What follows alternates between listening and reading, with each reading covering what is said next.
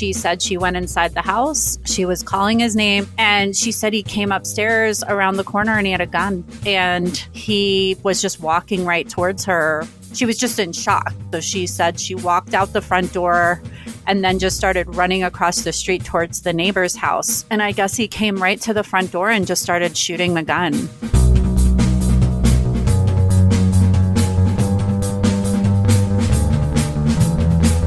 Hello, welcome to another episode of Bunny Hugs and Mental Health, a free safe space for people to share and learn from others' experiences with mental health and addictions.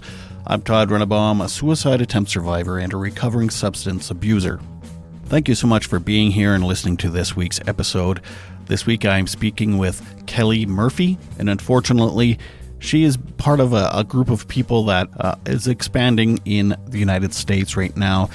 It's people that have been on both sides of shootings.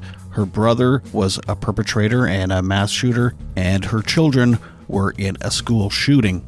So Kelly's going to talk about both situations, what it's like being a loved one and a family member in both situations. And then, of course, she's going to talk about what she thinks needs to change and what needs to happen so fewer and fewer people have to experience what she's experienced. Kelly also has a podcast called Impacted by Gun Violence, A Hope in the Face of Adversity. So you can go check that out. It'll also be in the show notes. Thanks again for listening. And without further ado, I give you Kelly Murphy.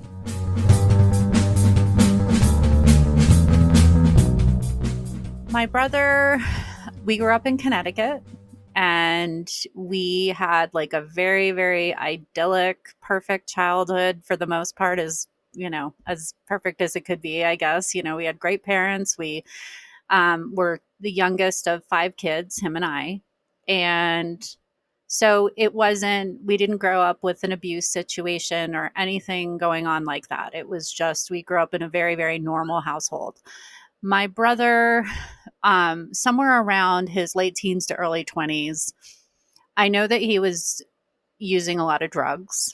He had started to use drugs and drink too much. And I noticed his demeanor and his personality kind of shift, where he would just get very irritable, very moody. Sometimes he would go out with his friends and he might get into a fight, things like that. So those were sort of like early signs that something was going on with him. But granted, this was in the late 80s to early 90s, when a lot of people, that was sort of like more of a normal part of social culture back then. And people didn't really talk about mental health as much as they do now.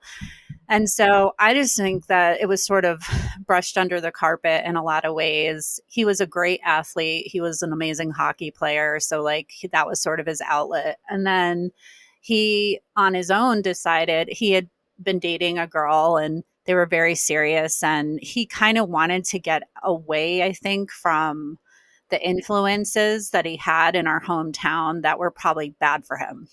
So they decided he was offered a job out in Colorado in construction. And so he ended up taking a job out there and they moved out there. And I would say for many years, they had like the most amazing new life for themselves. I think that he started to make better choices. He started his own company. They got married. They started having kids. But there was always like something there. There were days when he was really off. I can only speak from my own personal experience with him. And then over the years, he started saying things like, he started talking about how he had PTSD. And I really didn't know what he was talking about, because I'm like, PTSD from what? Like, we had like a great childhood. Like, what the heck is he talking about? Like, I don't know. I always suspected that maybe he had something like bipolar disorder, but he didn't share. So anyway, flash forward to 2015. So this was the year, not even a year before the shooting ended up happening. I flew home. I had watched my brother like really, really go up and down over the years with his drug use, his alcoholism, and his mental instability, for lack of a better description. It was July of 2015. We went back to Connecticut for my dad's 75th birthday.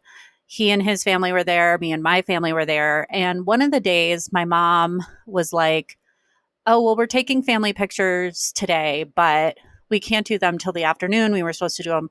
And I was like, why? And she's like, well, your brother has to go talk to somebody. And I was like, well, what do you mean?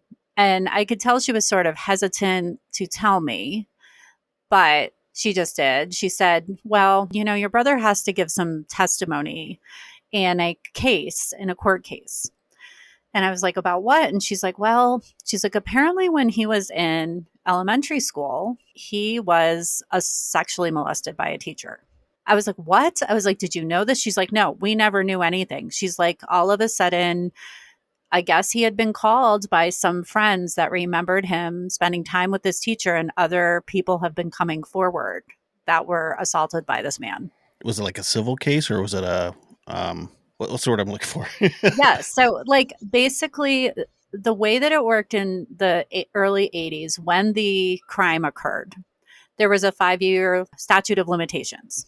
So apparently they couldn't ever go after the perpetrator, but there was a lot of negligence they felt with the school. And so what they did was they filed a lawsuit against the Board of Education in the hometown and the old principal, or because a lot of people were saying, like, kids were being called out of class to go spend time alone with this person. And, a lot of the kids said that they had suspicions that something was off about him. And I guess it happened to a lot of the boys there. So my family never knew. And my mom said, she remembered him staying after school with this teacher. And she's like, your brother had severe learning disabilities. He had ADHD, but he was great with sports. And I was just so glad this teacher was taking an interest in him.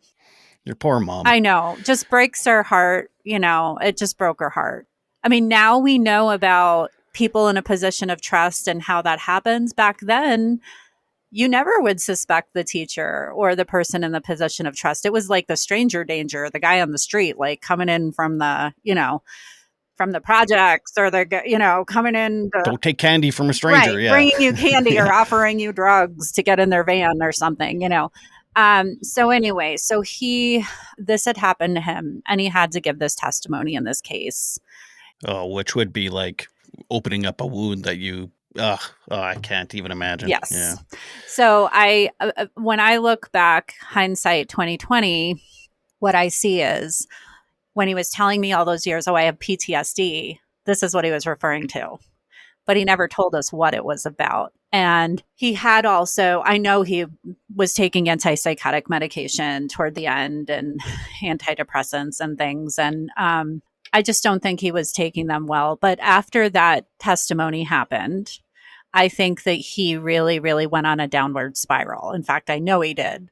Suddenly, his wife later said that for the months before the shooting, he wasn't working, and that he was just laying in bed all day, and they were fighting a lot, and and I look back and I think, like, he was one of those people that got up at like 5 a.m. and would be out like mowing the lawn. Like, he just, it's one of those neighbors. He's one of those people. Like, he was, yes, totally. Like, just like, he always was an early riser, and someone who just he always had to be doing something physically, like up, moving around. That's why he was great with construction. He wasn't like someone who laid in bed all day. So I knew something was wrong, but there's just all these things that happen where you just, to his wife's, she was trying to handle the situation privately.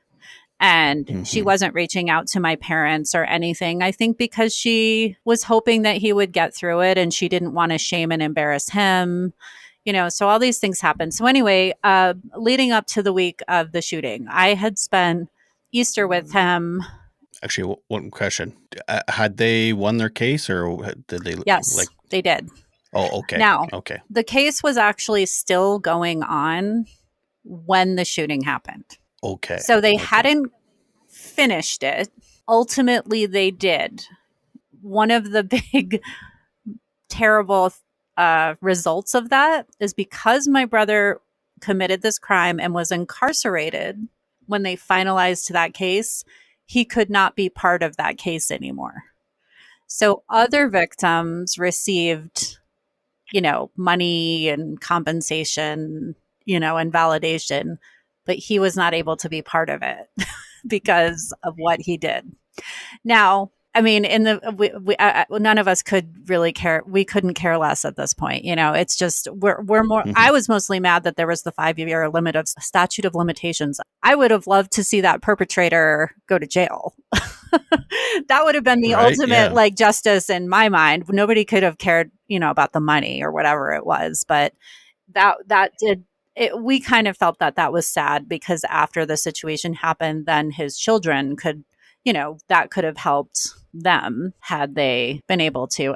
And when this happened, when the case was finalized, they did distribute, like, it was like a $5 million case or something. And a lot of the victims received compensation. But because he had to be removed, his family did not benefit from that. Given what happened later, I think it would have been nice for them to have been able to get compensation. Anyway, so I saw him on Easter, March 27th, 2016. We had Easter Sunday at his house. The whole day, we had a really nice time with his family. My family was there and his family, but I knew something wasn't right with him. He was going off on tangents. He was speaking really, really fast, like kind of like, and I remember going home that day and telling my mom, she said, "Well, how was he?" And I said, "Well, we had a really nice time, but he seemed kind of manic." And she said, "Well, okay, your dad and I are going to call, like, we'll call him and we'll check in." And I said, "Okay."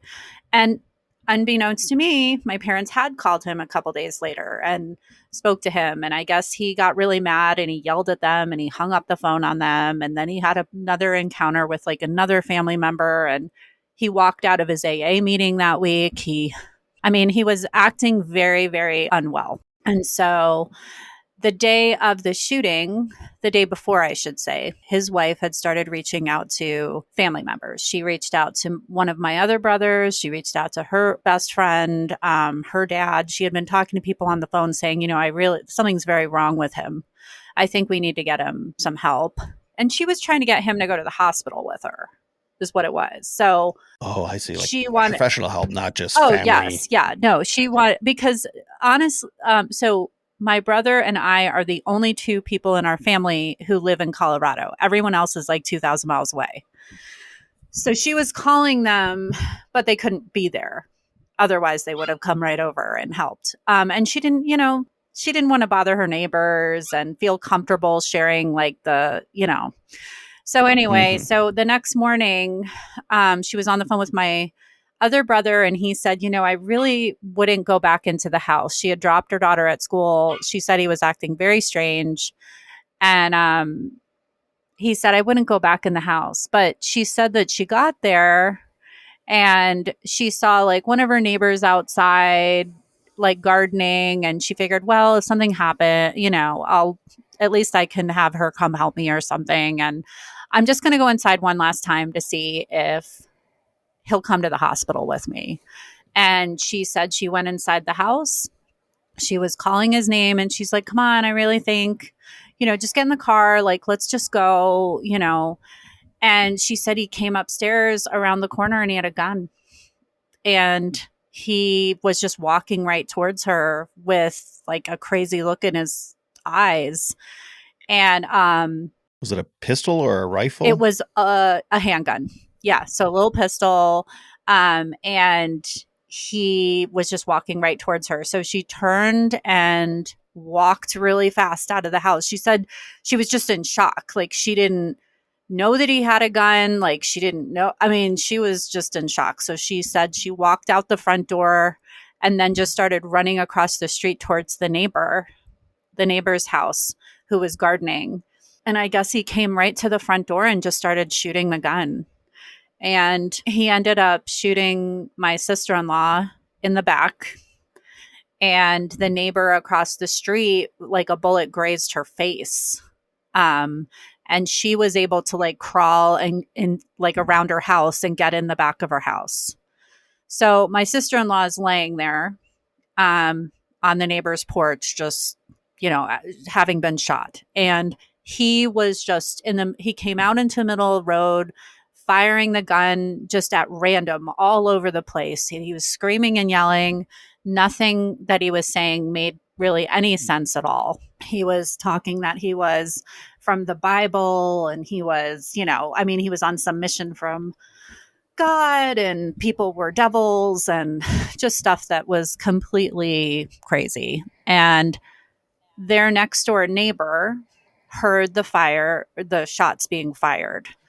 And I assume he saw my sister in law laying at the house across the street on the porch, and he was a doctor. So he ran right out of his house to go help her. And he grabbed my brother he had been just like running around and went back into his backyard and stuff for a minute. So the guy grabbed my sister-in-law's phone because she was on the phone with 911, but she couldn't talk because the bullet had gone through her lung. So she couldn't enunciate the address. And so the next door neighbor, who was the doctor, picked up the phone, was trying to tell 911 where to come. He was trying to help my sister-in-law. And all of a sudden, the person on the 911 call said he got kind of quiet, the man.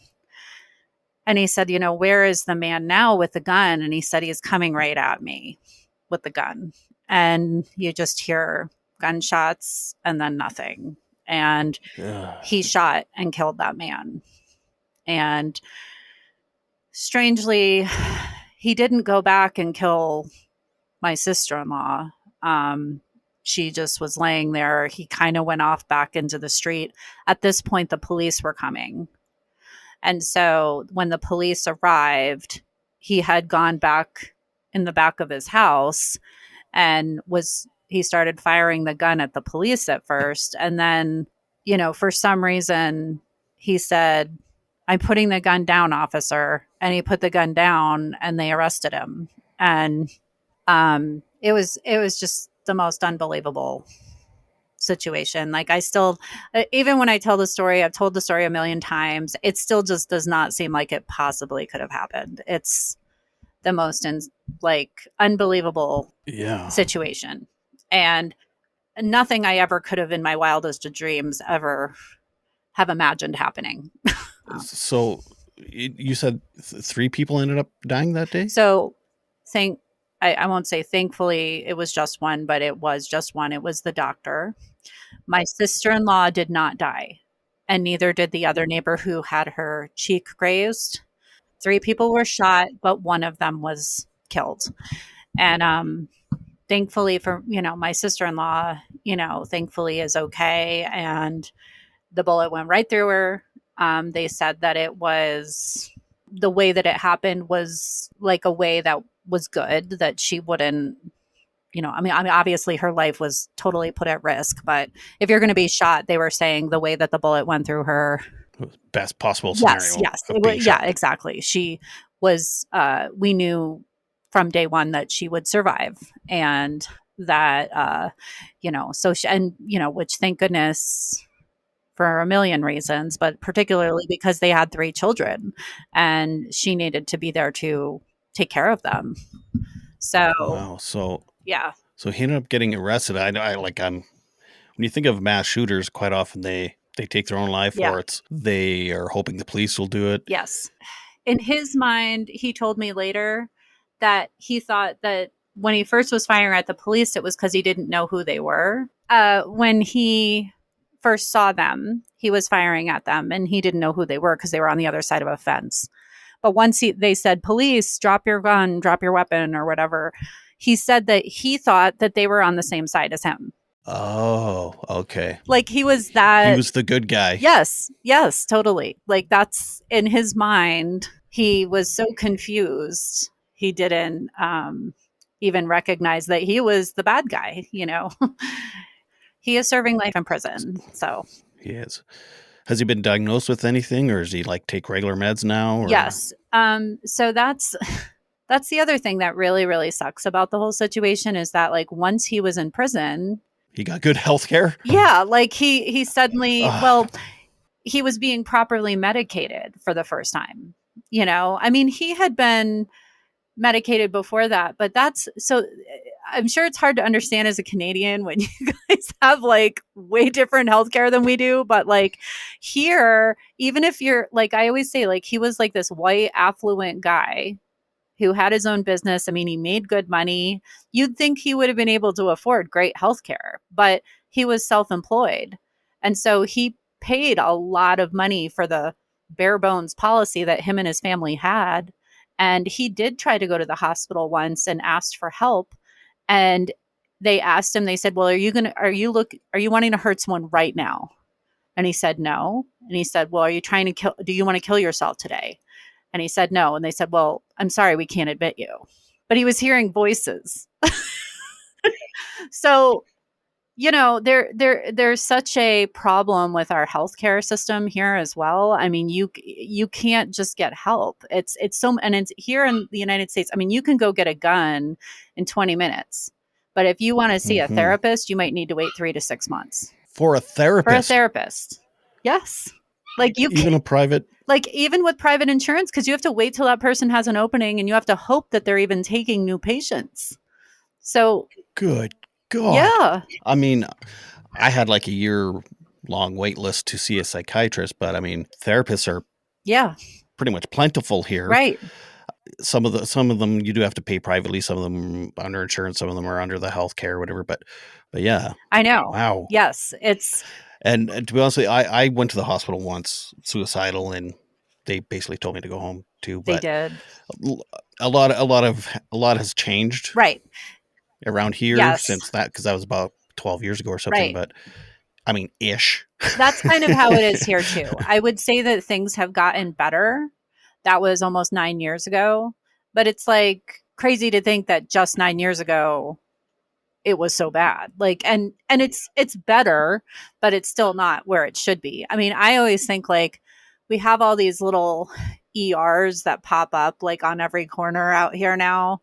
And I'm like, why can't we have a mental health clinic in every one of those ERs? I don't understand. If people want to prevent violence in so many ways, like, and I'm talking about even suicidal, violence towards yourself, when you have a mental health difficulty, like I suffer from depression and anxiety. So if I don't take my medication and I don't do the things that I need to do, then that affects every asset of my life.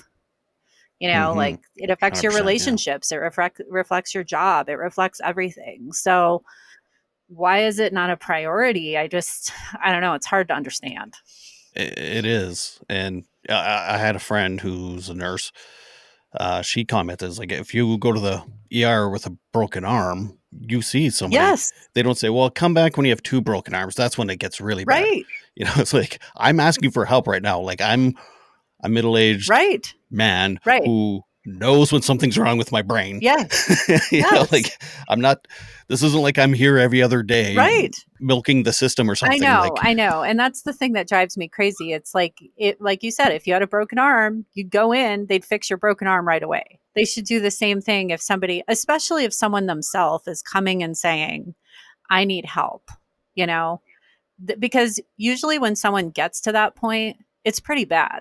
And luckily for me, so about a year after they did say, you're fine. I did come back, but this time I was like handcuffed in a gurney and suicide attempt. Yeah. I actually did get my firearms taken away. Yeah. I'm Canadian. I had guns. Yeah. It was like, rifle, I like hunting rifles and stuff. And I wasn't like a big hunter or anything. I was just a thing. It was in the culture of my family and stuff. I get it. Yeah. Yeah. And they took my little piece of paper saying that I can have a gun away. And I've never got back. I was like, well, like why do I need guns in the house anyway? Right.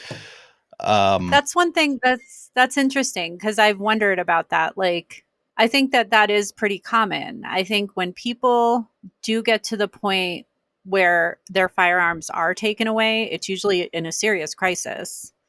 And most of those people, I mean, we have so many like people here who are like, it's an infringement on their rights. Like, you need to give the guns back. They should get them back. They shouldn't have them taken away.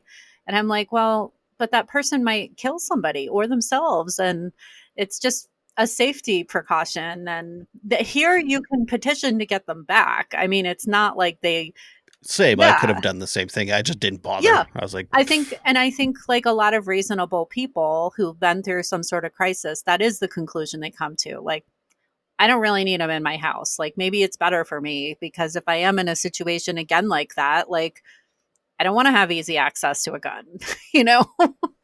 So I don't own firearms, and that is part of the reason why. I mean, I don't feel that I need one in my home. I talked to a lady a while ago. Her name's Katrina Breeze. Hmm. I don't know if you know that No. name. Her mother was mentally ill and was able to walk into a gun store and get a gun, and then she promptly walked out and stood in front in a park and took her life. And so I can't think of the law she's come up with. It's her mom's name, but basically saying having voluntary lists, like I'm not well, Yes.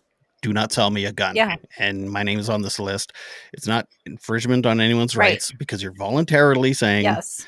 and there's been quite a few states now that Is have her name, was adopted. the mother Donna? It Yes, was? I think that's Okay. right. Yes. Donna's law. Donna's Yes. law. Yeah, that's Okay. it. It's Yeah, so funny because I didn't know the daughter's name, but we actually are looking to pass Donna's law here in Colorado this year. So we are actually working on amazing. that. Yes. And until you just shared the story, I didn't connect the dots. But yes, yes, we are. Yeah, it's just like people can voluntarily say, I've suffered from a mental health crisis before, and I don't think it would be good for me to be able to easily buy a gun. So just put my name on this do not sell list. I think it's a great law. I mean, like you said, it's not Yeah, infringing on anyone's rights. It's someone voluntarily doing it. And I frankly believe so. My brother had maybe about 8 or 9 years. Maybe it wasn't that long before, but it doesn't really matter. But a few years before the shooting, he had guns that he voluntarily got rid of because of his mental health struggles and him thinking, I probably should not own these guns. I remember he had done something where like he showed someone at his house his gun at like a party or something, and him and his wife decided that it wasn't a great idea. He had been drinking. And so this was when he had not been sober. And so they decided together that it would be good for him not to own guns. And he never did until the shooting. And when he bought the gun maybe 10 days before the shooting or so, and he had already like he had run out of one of his meds is what happened, and he was taking another one of them to like compensate, and like they went on vacation and he didn't get it filled. It was like a whole thing, but his medications got all screwy and he started getting super paranoid and bought a gun during that period. So he's somebody who I think had he, when he got rid of his guns that first time, had the option to fill out a form like that, I think he would have, and we wouldn't be here. yeah. I mean, you talk about having a gun in the house being easy access, but if you don't have a gun, it's like going to the grocery store to get eggs. Sometimes, if you can just, Yeah. I mean, that's still pretty convenient. Yes. you know. Yeah, totally. Even if you don't have them in the house, it's, yeah. And like some states, it depends on what state you live in. Like Colorado used to have very loose gun laws, but sadly, we've had so many mass shootings here. We had Columbine, we had the Boulder King Supers, we had Club Q, we had the Aurora movie theater. I mean, we've had some of the worst in the United States in the state. So since then, we now have passed a lot of gun safety legislation. I think it's definitely helping. Like we now, up until like 2 years ago, like there wasn't, you could get a long gun still at 18 without a waiting period or any of that. You just walk in as an 18-year-old and just buy a AR-15. So now you have to wait 3 days and you have to be 21. Gotcha. Yeah. Okay.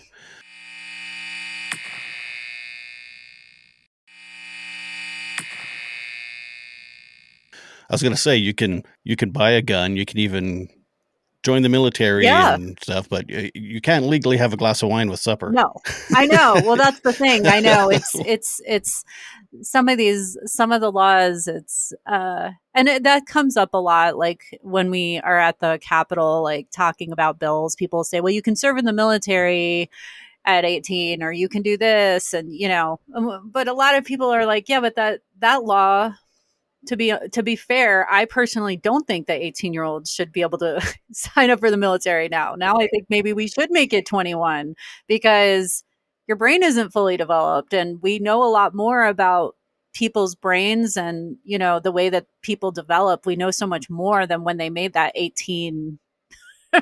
We had the law to make it 18. So, we're supposed to get better with time and with research and with, not just say, well, this is the way it was 200 years ago. So we still need to stick with that. Yeah. Or if you are going to have 18-year-olds join the military, then have a phenomenal mental health system for them to absolutely take advantage of. Yeah. And, and I always feel like, okay, if you've been in the military, then like I feel differently about your ability to understand and operate firearms than just some Joe Schmo down the street who hasn't been trained. Yeah. So, Do you think owning a gun should be a privilege, not a right? I do. I used to be someone who was, the Constitution and law means so much to me. And I always used to feel like, well, it should be a right, but we just need to have some safety precautions put in place. But at this point, I do feel like it should be a privilege and not a right because, look, we lose like 45,000 people a year in the United States to guns. That's a lot of lives. 200 years ago, yeah, you have the right to have a musket. Yeah. Or right. whatever it is. But yes.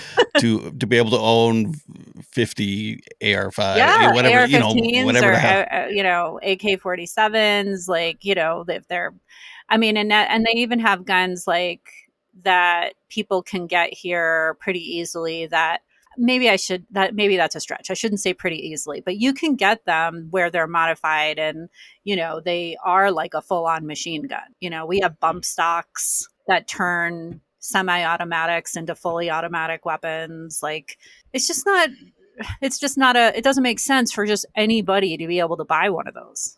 Yeah. And I'm trying to watch my P's and Q's up a little bit. I understand. But also a lot of the guns that are in Canada that are criminally owned, they're smuggled from the States. Same with Mexico. From the United States. I know. Yeah. We have, I know, like with the whole political situation that's going on right now, both Canada and Mexico, if you were to watch the news out here, more of the conservative news, they talk about fentanyl coming in from these countries. And Canada's like, I don't know, like less than 1% of the fentanyl that we have is from Canada. But however, they don't ever bring up the fact that almost all the illegal guns in both of the countries come from the United States and that we pretty much armed the Mexican cartel. Right. Yeah, that's right. We did. Yeah. The United States is responsible for that. And that is part of the reason that we have such an immigration issue now is because all of these firearms have gone across the border into Mexico, armed the cartel, made them 100 times more dangerous. And they have taken over. Acapulco, when I was a kid, was like the, premier destination for like the celebrities to go out. Nobody would go to Acapulco now. It's completely taken over. That whole area is taken over by the cartel. It's very sad. So now I guess. Yeah. Yeah, I have so many questions because, just having a family member that's gone through this and is alive and well, but in prison, that's a whole episode on its own. Yes. But you also have had your children in a school shooting now. Yes. So in that situation, again, mental health was a contributing factor. They were two students from the school. One of the students was trans, and the other student had just learned that he wasn't going to be able to graduate because he had failed a class. And they were very good. This is okay. Yeah. This is so weird already because it's very uncommon to have two shooters and to be in Colorado where like Columbine happened with two shooters. And now this again. I know. It was kind of creepy because so in the Columbine shooting, two shooters, which is unusual, and their names were Dylan and Eric. And then our shooters, Devin and Alec.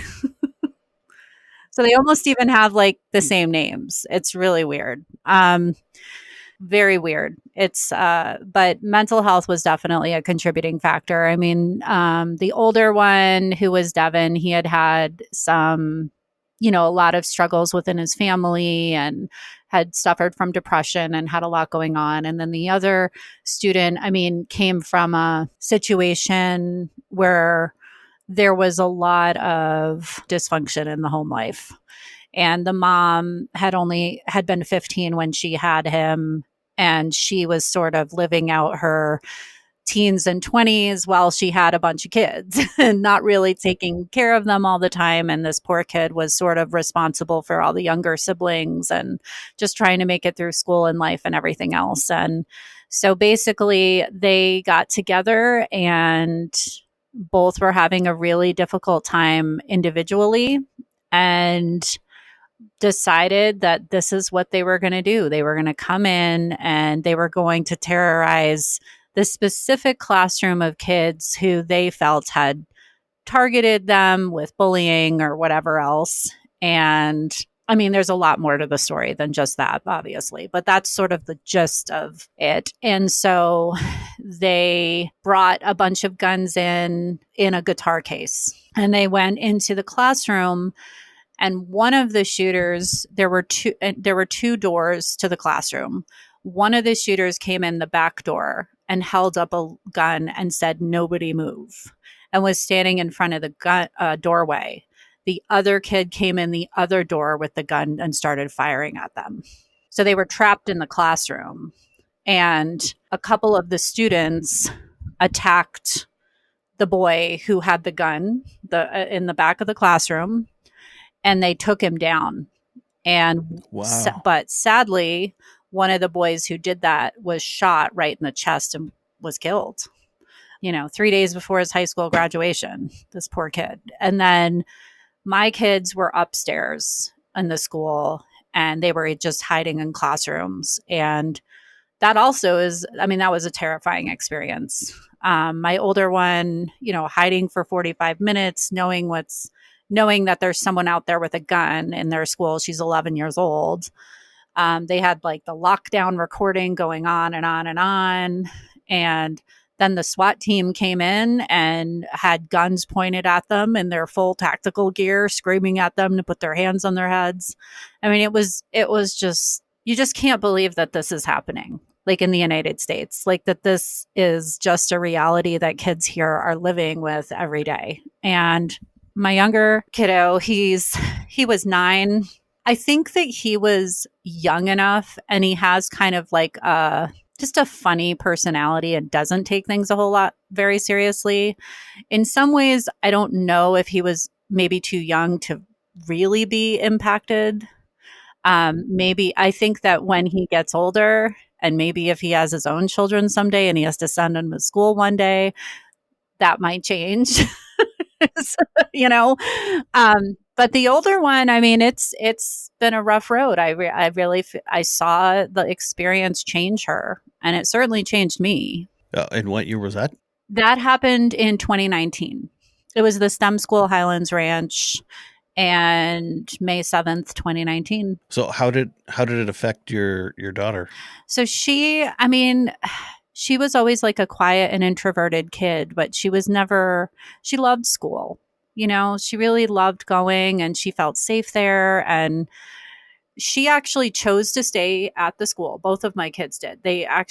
My son is still at the same school. I think because they had this very supportive community around them after that happened. And then they were with friends that all had gone through that with them and understood.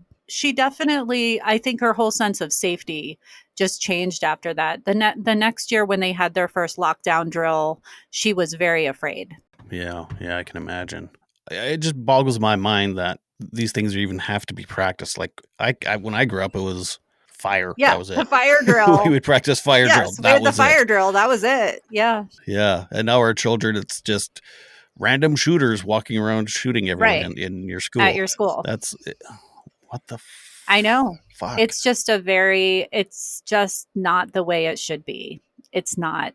I think that just so many Americans just don't understand that it can be so different, that they're aware that other countries don't have this type of epidemic. No other country. Right. No other country.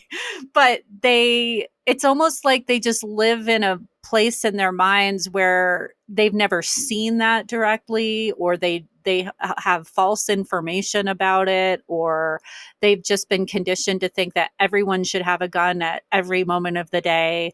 I mean, that's literally what they will say, that everybody should have a gun. Oh, I know. They were talking about arming teachers. Yes. Oh, And like yeah. a good guy with a gun will get the bad guy with the gun. And Right. as a Canadian, it's like we often just like Right. like we're speechless. Yes. You know, our mouths are just open. When you have like, 7 people pulling out a gun in a public place, I mean, how do you know who the bad guy is? I don't know. oh my God. How many people died in the school shooting? So one died. One died. But there were 9 students that were shot total. 7 of the students were shot by the 2 teenagers. Believe it or not, and this is terrible, but the security guard who came in to apprehend the shooter, was the police department had come around the corner with a gun, and he fired 2 rounds, and he shot 2 students that were hiding in classrooms. So the security guard accidentally shot 2 people. Yes. This is why everyone needs a gun. Right. Exactly. This, that person same person apprehended the shooter, one of them, but he didn't shoot him. He shot 2 kids hiding in classrooms, like through the walls.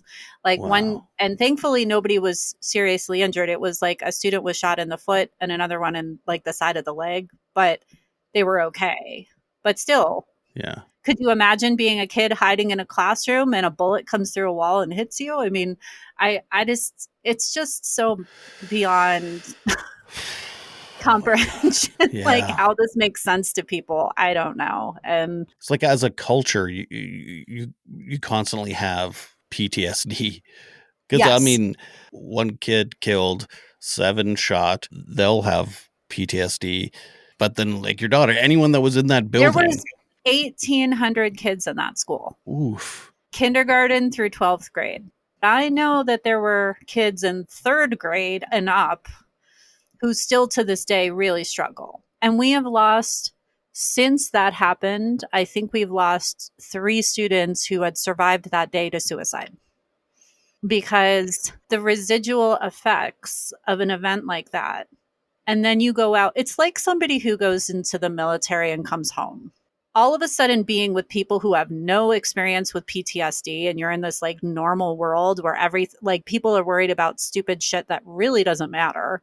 Like you feel like an alien, like your brain has totally changed. So for these kids, they go through this traumatic event and then they go, say, off to college, or they go to a different high school, or they go into the workforce.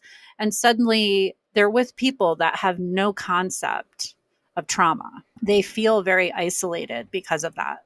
And that leads to serious depression, anxiety, PTSD, suicide. Yeah.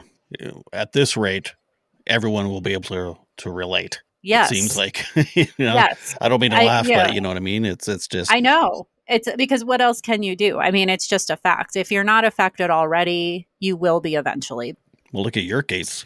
It's not completely uncommon that there's someone a loved one is a perpetrator and a loved one is also a victim. Yes. 2 separate circumstances. And I, within the gun violence community, we have more and more people that are affected more than once. I mean, we're having kids that survive a school shooting and then they go to college and then they survived a shooting at their college. And, oh my God, people that survived the Las Vegas shooting went home to California and then were killed in the Thousand Oaks bar shooting 6 months later. I mean, it's starting to become to the point where people are, it's not uncommon to be affected more than once. And it's I don't know, it's such a problem. But when I think of it, yes, we need to do something about gun safety, but mental health also is a huge component. It doesn't mean that most people that are mentally ill will ever shoot someone or harm someone. They're more likely to be a victim of a crime than to perpetrate a crime. But that doesn't mean when people do shoot people, chances are there's something going on with them. It might just, they might not have a mental illness, but they usually are in some sort of crisis. They've lost their job. They're going through a divorce. They've lost custody of their kids. There's something going on. They're struggling with addiction, alcoholism. I mean, whatever it is, there's something going on where maybe that person, if there were more resources and access to mental health services, that we could help prevent a lot of these tragedies. Yeah, that's the biggest problem is it's so complex. And I mean, there's no one thing you can do that will fix everything. Right. It's really complex. And Yes. now, you have, what is it, like 500 million guns in the US right now? Hmm. Just Yeah. More guns floating than around. people. Yep. So More guns than people. so now Yeah. you really have to think outside the box, because it's like, okay, we can't just take guns away because Right. they're There's out so there many now. out there. Yeah. Yes. Absolutely. Absolutely. I know it's a very complex problem, and just like everything else, very, it's been so politicized. And same with mental health, it's been so politicized that anytime you start to move towards some sort of solution, there's these other group of people that come and tear it apart and make it so we can't move forward. But people need to stop. I mean, that I could talk about that politics all day, as far as like, special interest groups like get into these politicians' pockets. And there, if political people could not take money from special interest groups, and people could actually just as real people work on some of these issues, we could get so much farther. But will that ever happen? I don't know. Not for at least 4 years. Yes. Yes, that's for sure. Yes. No, Donald Trump has made it very clear that he is going to try to undo everything, any progress that Joe Biden did as far as gun laws. So, Yeah, even here in Canada, like things like this are politicized, and addiction too. It's like, okay, oh, well, yeah. here's all the stats and all the research and everything, and it's no, that's morally incorrect. It's not a Right. moral issue. It's not a political issue. This is Yeah. literally how we should move forward. The research Right. has been done. The research has been done. And how about people who've actually lived it be the ones who have an opinion about it? Ideology does not factor in. No. Like, I mean, obviously it's not working, whatever's you're trying. yes, yes. Trying to put people in who have opinions but have never had real life experience with these issues, trying to solve them, doesn't make any sense. I mean, I'm curious, have you ever had homicidal thoughts? no, I have not. Really? And Sorry. no, what's interesting is that, first of all, I'm actually adopted, so I'm not biologically related to my brother. But even if I don't necessarily even think that like anyone else in my family has those types of thoughts either. But I am like sort of like the opposite extreme, like where like I feel guilty when I kill a fly. Right. I'm a vegetarian who like, watches like videos about pigs all day and then like cries because people eat bacon. Like that's like me. Like it's really to the point that I just laugh at myself because I know it's a little ridiculous. I don't like, and everyone in my family eats meat aside from me, and but I just but no, I'm always like someone who's trying to root for the underdog and trying to,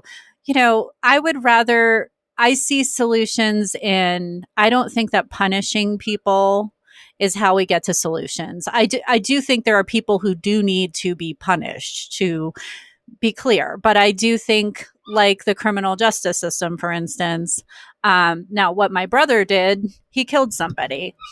He's going to probably die in prison one day, and I accept that. Do I think that in 15, 20 years he would still be a danger to society? No, I don't.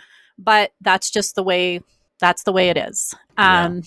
I was actually going to ask that earlier, and I forgot. But Yeah.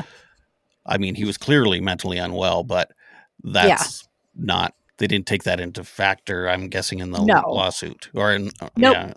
Because he had intentionally mistaken his medication, that disqualified him for any sort of insanity plea. I The see. rules, the laws can be very, very strange and have ridiculous things behind them. But in his case, I can understand. He was 46 years old. I mean, what are we going to do with someone in that situation? I mean, even if he got 40 years, he'd be in his 80s. I don't know. But when it comes to on the other side of the coin, with my kids, the shooters at their school, they were 16 and 18 years old. Both of them got life. The younger one got with parole because they were a minor. The older one had just turned 18, so got automatic life without parole. I personally do not think that that is an appropriate sentence. I know that they killed somebody, but we're talking about an 18-year-old who I personally think if I'm just saying I think they should have the possibility of parole. Not that they definitely get parole. You bleeding But heart liberal. I know. But that's the thing. I just feel though, but what if he came out of prison at 35 or 40 years old and started speaking at high schools? I interviewed someone that did that. Well, there are people that have done that. Yeah, he Yeah. was a former school shooter who's now You trying know to. someone who did that? Yeah, he was on the podcast. He was a school shooter who now goes around talking to police and talking to students Right. and stuff. He spent, I want to say, 15 or 20 years in prison. And he also works with a woman named Scarlett. Can't think of her last name, but she has the Choose Love movement. Oh, And okay. Yeah. her kid was killed in Sandy Hook. And they kind of like they're friends and they work together now. But you think of how much good that guy does. That person still has a purpose. That person is still contributing to society, and that person is still helping to prevent this happening to other people. Isn't that a better outcome than just saying this 18-year-old committed this crime? No ifs, ands, or buts about it. No matter how good they do in prison, no matter how much they try to rehabilitate themselves or educate themselves, sorry, they're just going to be in prison till the day they die. I mean, I don't think that that makes sense.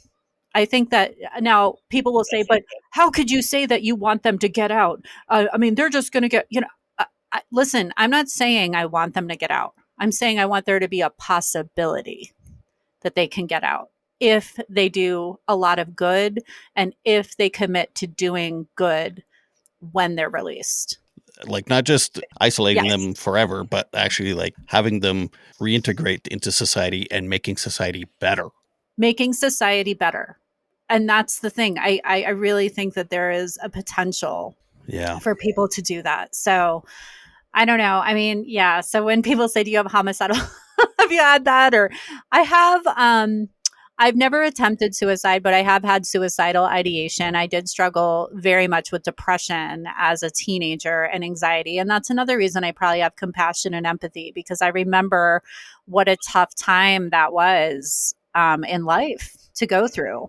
I mean, that's the thing though. It is actually a normal human thing to go through severe struggles and to have thoughts and feelings, and to that it can be really extreme, and to go through a crisis where you might do something that is catastrophic. And it doesn't mean, and the reason I speak so much about my brother is because so many people, most people with a perpetrator in the family don't talk about it, because there's so much shame and stigma attached to it. And I think the other thing is people worry that you're trying to have too much compassion for a killer, or you know what I mean? Like people look at it as, well, who cares? This person is just a terrible person that did this thing. And so screw them. Why should we give them any time or attention? And I get that. But at the same time, if we don't stop and recognize that, I think people want there to be an easy answer, is what it is. They want to say, this person killed someone. This person did this horrible thing. Therefore, they are an evil person. They never were a good person. And screw them. We don't deserve that. Only people that are evil do stuff like that. When the reality is, these are regular, ordinary people. This could be your son. This could be your brother. This could be your uncle. This could be your mom. It could be someone you know that you would never think would do something horrible. sometimes people go through something really terrible. And I think that we need to really get to the root causes of how these things transpire to get to that end point and try to prevent it way beforehand. When you think of like how desperate someone must be to be in that mindset, so lack of services, lack of validation, feeling stuck, backed into a corner like a dog with its teeth out, who's asking for help, doesn't get it, and then easy access to firearms. Mm-hmm. And yeah, it's no wonder extremism happens. Extremism happens here in Canada, but again, we also don't have the access to 500 million guns, or in 20 minutes can buy a pistol. And I'm not saying, I'm also saying it's not just a gun issue. It's Right. It's everything. It's like, Yes, it's all of it. it's like a 1,000-piece puzzle is what it is. And unless we start working on all these little pieces, not one thing is going to solve the problem, including putting them to jail forever. People are saying, and that's the other thing in the US is we need to crack down and be tougher on crime. We incarcerate like 20 times more people in the United States than like any other country in the world. Clearly, if it was that simple, we would live in the safest country in the world. I mean, we have all the guns, we incarcerate people like nobody's business, and we still have a crazy crime rate. So maybe we need to try something else. Like next to China, you have by far the most people in prison in the world. Yes, totally. Per capita, not just, Oh yeah, I know. Like when you see those like graphs, like the United States is like way farther than any other like first world country in there, and I think with the death penalty too, I think we have the death penalty, and depending on the state. Yes, depending on the state. But if you look at the US compared to like the rest of the world, like there have been years where we've executed more people than like some countries in the Middle East. Yeah. Unless you're like a serial killer, I don't know, like how does killing someone else bring peace? I don't know. I agree. Like Ted Bundy, like is a hard case to argue because he did escape prison twice, and one of the times he went on to murder like 30 more women. So yeah, like I get that we had to. Maybe the world is better off without Ted Bundy in it. I gotta say, as a Canadian, it is fascinating.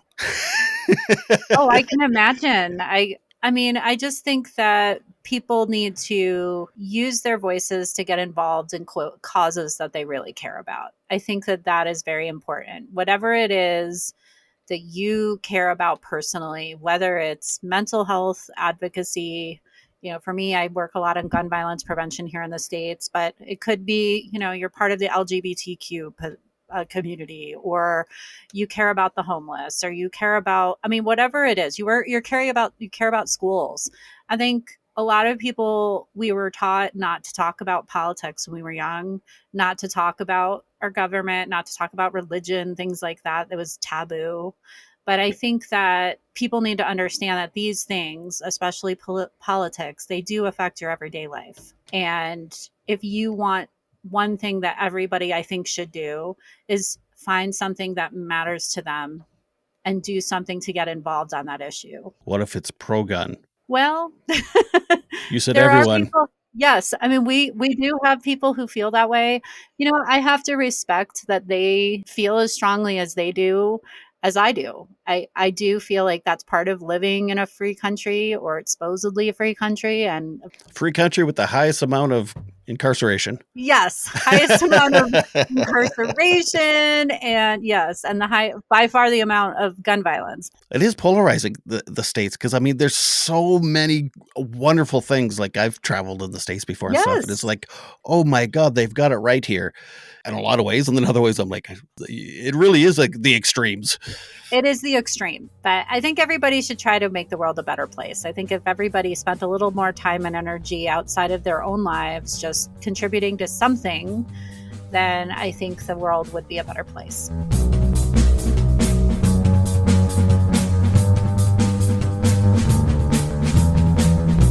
Thank you so much, Kelly. It is very much appreciated that you are brave enough and open enough to talk about both sides of this kind of tragedy. If you want to know more about Kelly, please check out the show notes.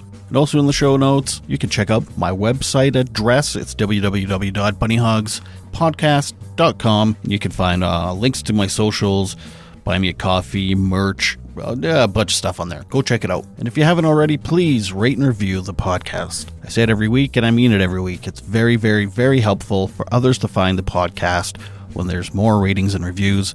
And for a podcast like this that's helping people, why not make this free mental health service easier to find? Thank you so much again for listening. Thank you so much, Carey, for all the work you do. It's very much appreciated.